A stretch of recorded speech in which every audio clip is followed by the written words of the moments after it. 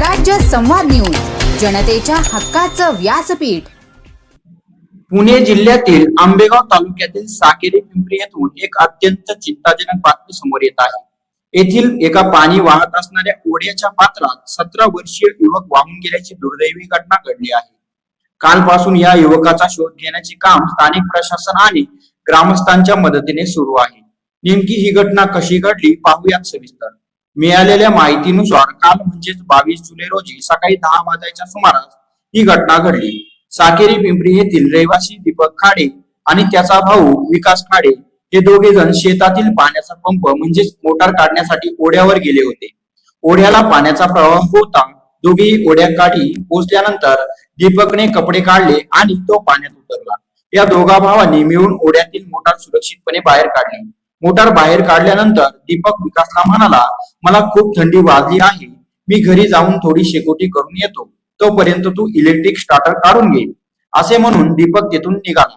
भावाच्या सांगण्यावरून विकास ओढ्याकाठी स्टार्टर काढण्याच्या कामात व्यस्त झाला। काही वेळाने विकास स्टार्टर काढून घरी पोहोचला, मात्र त्याला तेथे दीपक दिसला नाही।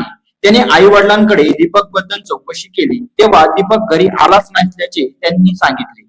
त्यामुळे घाबरलेल्या विकासने तात्काळ पुन्हा ओढ्याकडे धाव घेतली आणि भाऊ दीपकचा शोध सुरू केला, मात्र तो कुठेही मिळून आला नाही। दीपकचा पाय घसरून तो ओढ्याच्या पाण्याच्या प्रवाहात वाहून गेल्याची भीती व्यक्त केली जात आहे। या घटनेची माहिती मिळताच प्रशासकीय यंत्रणा तात्काळ ऍक्शन मोड मध्ये आली। तहसीलदार राहुल सारंग आणि नायब तहसीलदार सचिन वाघ यांनी तात्काळ घटनास्थळावर जाऊन परिस्थितीची पाहणी केली। तसेच दीपकच्या आई वडिलांची आणि नातेवाईकांची भेट घेऊन त्यांना धीर दिला।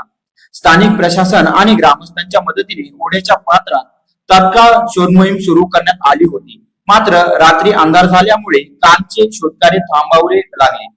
आज सकाळी एनडीआरएफचे आपत्ती व्यवस्थापन पथक घटनास्थळावर दाखल होणार असून त्यांच्या अत्याधुनिक साधनांच्या मदतीने पुन्हा एकदा मोठ्या प्रमाणावर शोध मोहीम सुरू केली जाईल। दीपकचा लवकरात लवकर पत्ता लागावा यासाठी प्रशासन शर्थीचे प्रयत्न करत आहे। या घटनेमुळे साकेरी पिंपरी गावावर सध्या चिंतेचे आणि दुःखाचे सावट पसरले आहे। पुढील अपडेटसाठी आमच्या चॅनलला सबस्क्राईब करा आणि बेल आयकॉन दाबायला विसरू नका।